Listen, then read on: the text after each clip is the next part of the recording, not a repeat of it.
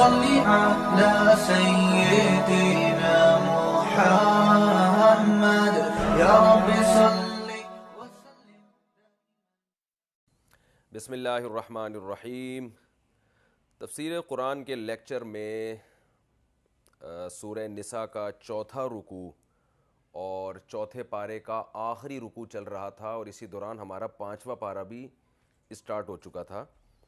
اس رکوع کا لفظی ترجمہ بھی ہو چکا تھا، اس کی جو گرامر ہے وہ بھی ہو چکی تھی، اور اب اس کی تفسیر چل رہی تھی. تو تفسیر کا بھی تیسرا کلپ میرا خیال ہے چل رہا ہے، جس میں تفسیر ابھی تک اس کی چل رہی ہے.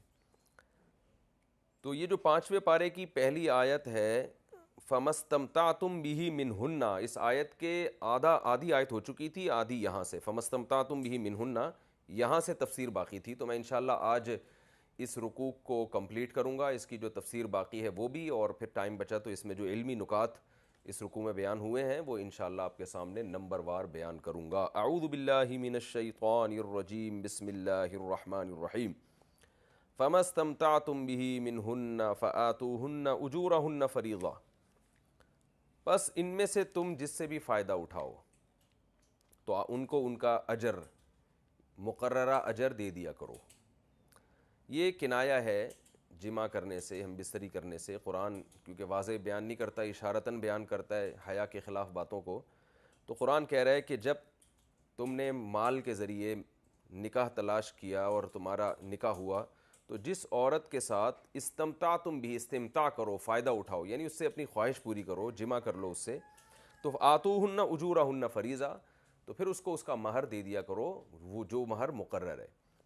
یعنی قرآن اصل میں یہاں یہ بیان کرنا چاہ رہا ہے، یہ بتا رہا ہے کہ اگر کسی خاتون سے آپ کا نکاح ہوا اور میاں بیوی میں ملاپ نہیں ہوا، جس کو ہمارے عرف میں رخصتی کہا جاتا ہے، رخصتی نہیں ہوئی ہے، تو پھر عورت کے لیے پورا مہر شوہر کے ذمہ واجب نہیں ہوتا.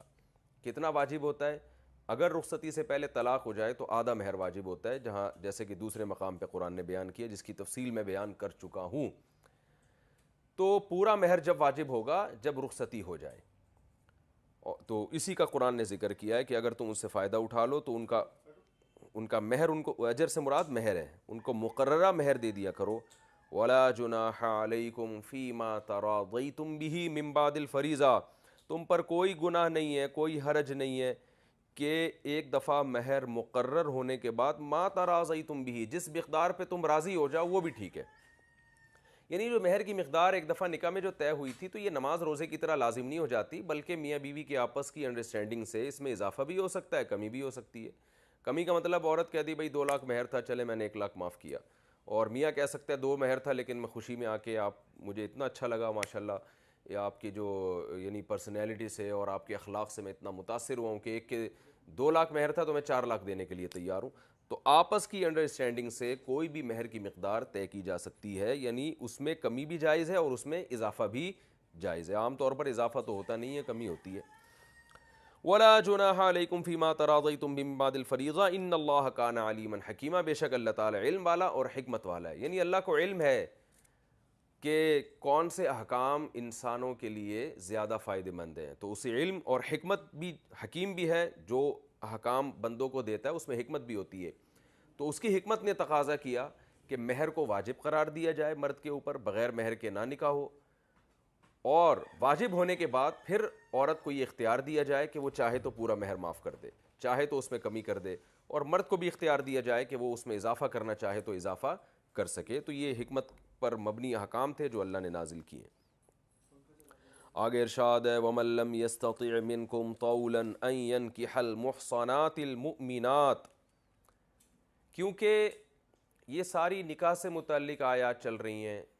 اس سے پہلے والے ایپیسوڈ میں، پہلے والے تفسیر کے لیکچر میں آپ نے سنا قرآن نے بیان کیا کن عورتوں سے نکاح جائز ہے، کن سے نکاح حرام ہے. تو پوری ڈیٹیل بیان کر کے پھر نکاح کا طریقہ کیا ہوگا. محسنین غیر مصافحین، ان کو نکاح کی قید میں تم نے لے کر آنا ہے، دوستیاں نہیں لگانی ہے. یہ پوری ڈیٹیل بیان کی، مہر کی اہمیت کو بیان کیا. اب قرآن یہ کہہ رہا ہے کہ بعض دفعہ مرد میں استطاعت نہیں ہوتی کہ وہ کسی آزاد عورت سے نکاح کرے. ہمارے یہاں تو سب خواتین الحمدللہ آزاد ہی ہیں. عرب کے کلچر میں کچھ لونڈیاں ہوتی تھیں، غلام ہوتی تھیں، اور کچھ آزاد ہوتی تھیں. تو ہر آدمی آزاد عورت سے نکاح ہی میں رغبت رکھتا تھا.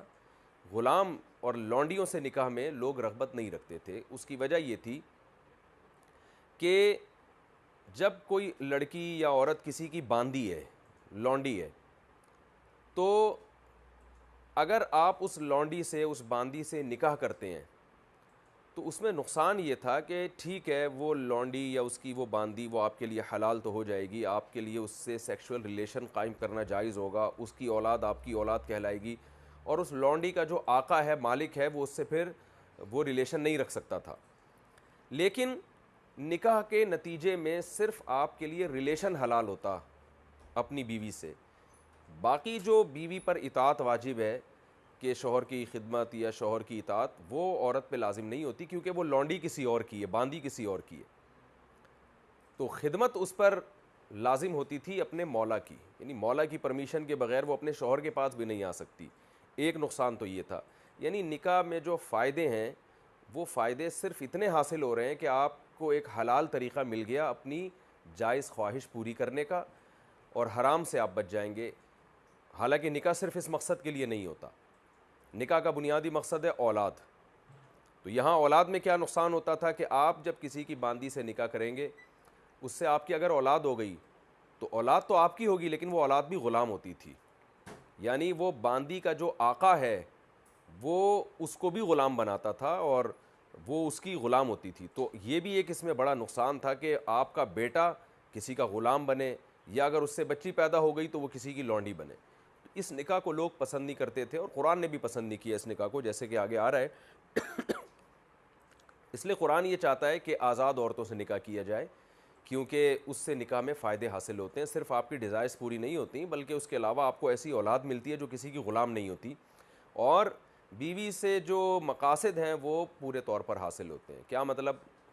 وہ آپ کے گھر میں رہے گی, آپ کے ساتھ رہے گی, اور جو نکاح میں بہت ساری مصلحتیں ہیں وہ ساری مصلحتیں جبھی حاصل ہو سکتی ہیں کہ آزاد عورت سے آپ نکاح کریں, کیونکہ وہ مکمل طور پر آپ کے ماتحت ہوگی. آپ کسی کی باندی سے نکاح کریں گے تو یہ عجیب سا نکاح ہوگا کہ آپ صرف اپنی خواہش پوری کر سکتے ہیں, اور اس کے علاوہ وہ رہے گی اپنے مولا کے ساتھ ہی. تو 10 قسم کے وسوسے انسان کے ذہن میں آ سکتے ہیں. پھر وہ مولا کی پرمیشن کے بغیر آپ کے پاس نہیں آ سکتی, آپ اس کے پاس نہیں جا سکتے جب تک اس کا مولا, اس کا جو آقا ہے, اس کو اجازت نہ دے. تو اس نکاح کو عرب میں معیوب سمجھا جاتا تھا اور ایک ٹینشن والا نکاح سمجھا جاتا تھا. تو قرآن اب اس نکاح کے احکام بیان کر رہا ہے کہ کسی کی باندی سے نکاح کرنا یہ کیسا عمل ہے, اس کو اب قرآن بیان کر رہا ہے. اللہ تعالیٰ کا ارشاد ہے وَمَن لَّمْ يَسْتَطِعْ مِنْكُمْ طَوْلًا. اچھا, ایک نقصان اس میں یہ بھی تھا کسی کی باندی سے نکاح کرنے میں کہ اس میں انسان کی ایک عزت بھی مجروح ہوتی تھی.